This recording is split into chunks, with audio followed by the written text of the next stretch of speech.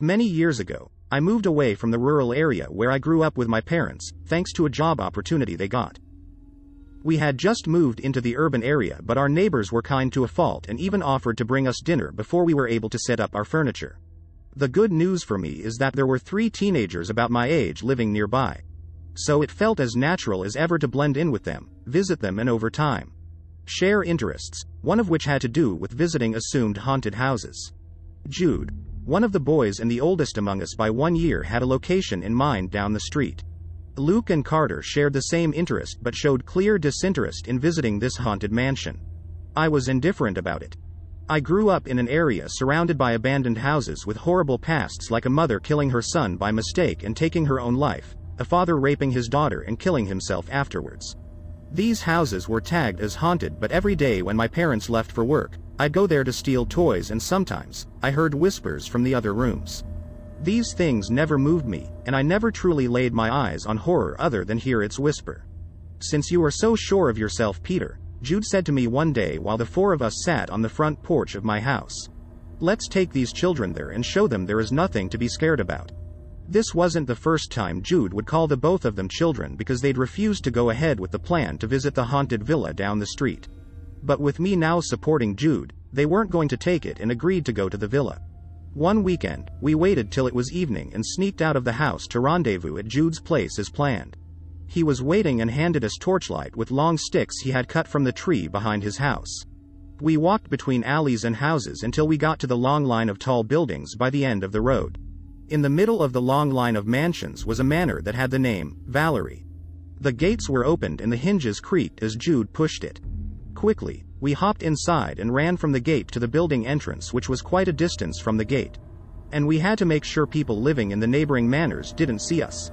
When we got to the entrance, we had thought we might have to break in, but the door was opened slightly and a putrid stench emanated from the house as we walked in. It was a large building with a very beautiful interior. The walls had paintings of famous people in a very big frame of a family. A man, his wife, and 2 daughters. "Who used to live here?" I asked curiously as I perused the painting. "They died like 8 years ago when we just moved in." "Did you know them?" "Yes, one of their daughters. They were twins and one was very sick, but the other was agile and often visited other mansions next to their house, and that's where I knew her," Jude said without showing any sign of sympathy, which surprised me. We went deeper into the house and walked through their large living room with a chandelier that was still glistening even after many years of being abandoned. "Why haven't they sold the house or something?" I asked again while I watched Jude take pictures.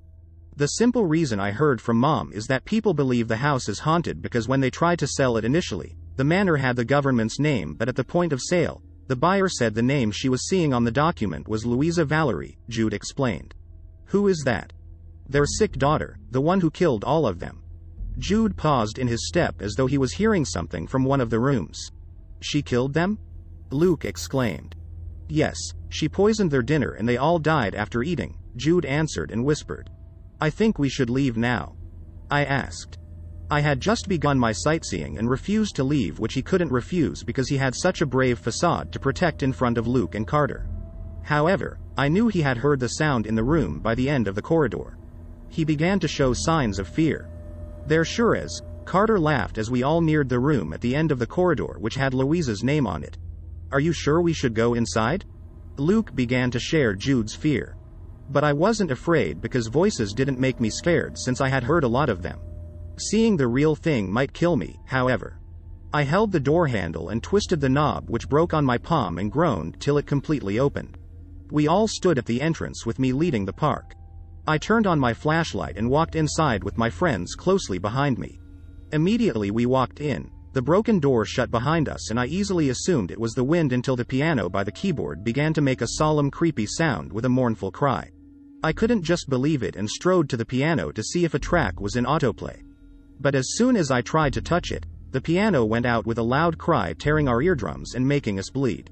We scampered to the door, but it was locked, and we kept pushing to open it, but to no avail. Meanwhile, the piano was still playing and the lyrics were about the imminent death of trespassers. I used to think the sheer sound of things couldn't scare me. But I was scared shitless until the door suddenly opened and our parents with the police were at the other side of the door looking down upon us, crying and screaming. A neighbor had seen us enter the manor.